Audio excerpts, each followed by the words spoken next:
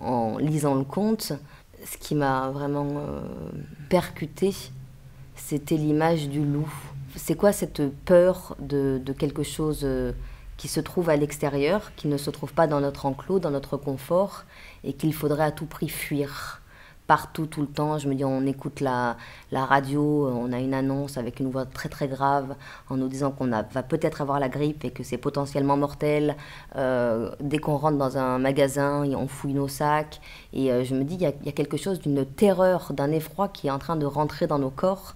J'avais envie de parler avec ces jeunes de ça, de savoir quand est-ce qu'ils décidaient de prendre un risque, est-ce qu'ils étaient en mesure de décider de prendre un risque, où est-ce qu'ils voyaient un danger, de quoi est-ce qu'ils avaient peur, et comment est-ce qu'ils se construisaient un chemin en conscience de ces risques réels ou supposés.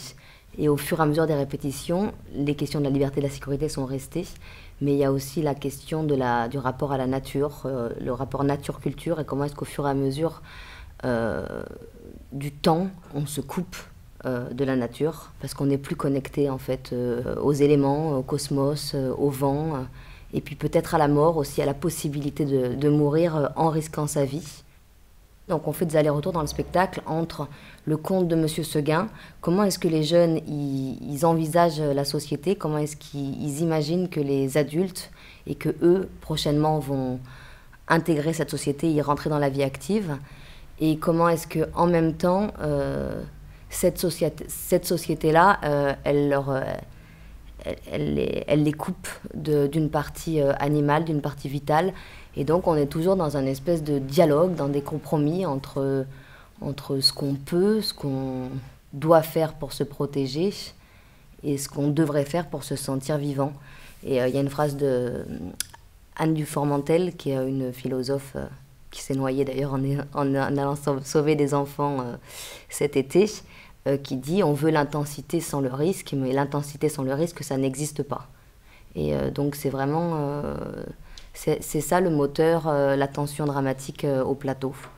Et les jeunes, ils s'en emparent d'une manière qui est assez joyeuse, en faisant des... en faisant des blagues ou en décalant le propos de manière assez burlesque de temps en temps. Et il y a d'autres moments où on tombe dans l'effroi de cette question-là et de l'impossible de temps en temps à être dans l'intensité. Ça soulève vraiment des questions fondamentales comme qu'est-ce que c'est qu'être libre ? Je m'étais jamais posé cette question avant.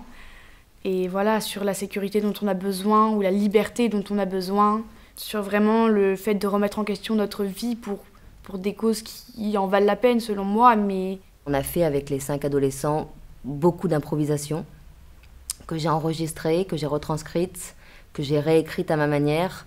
Je suis revenue leur proposer, ils s'en sont emparés. Ce ne sont pas des réponses, comment dire, humainement correctes, mais c'est un peu ce qu'on a tous au fond de nous, et c'est important de ne pas mentir, de ne pas se mentir, de ne pas mentir aux autres. Et voilà, pour moi, on parle d'une société d'un monde qui a beaucoup de défauts. Et quelle place on a dans ce monde et qu'est-ce que nous, on en pense, qu'est-ce que nous, ça nous fait de vivre dans ce monde-ci. Dans le travail qu'on fait, on n'a jamais une réponse claire sur la manière dont il faudrait exister. Par contre, on a des attentes face à la vie.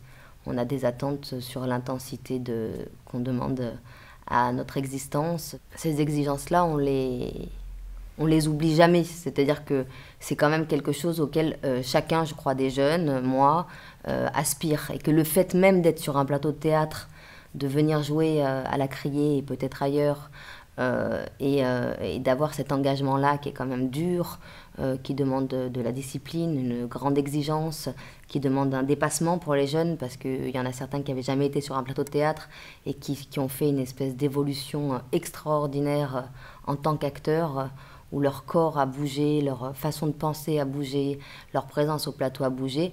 Ben, rien que ça, c'est déjà une réponse à la question de tout ce qu'on est capable de faire pour pouvoir accéder à une vie qui nous intéresse, à une parole et à une pensée qui nous intéressent. Et rien que par le geste qu'ils sont en train de fournir au plateau, par le geste qu'ils fournissent dans cet engagement de pensée et de rêve dans ce travail-là, c'est déjà une réponse quasiment à Monsieur Seguin pour moi, quoi.